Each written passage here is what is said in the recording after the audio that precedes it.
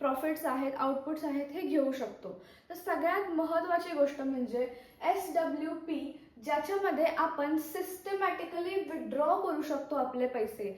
आपण आत्तापर्यंत जी SIP केलेली असते कंटिन्यू, त्यालाच आपण SWP प्लॅनच्या अंडर कन्वर्ट करू शकतो आणि ज्यातून आपल्याला मंथली बेसिसवरती प्रत्येक महिन्याला आपल्या घरी एक फिक्स अमाऊंट येऊ शकते.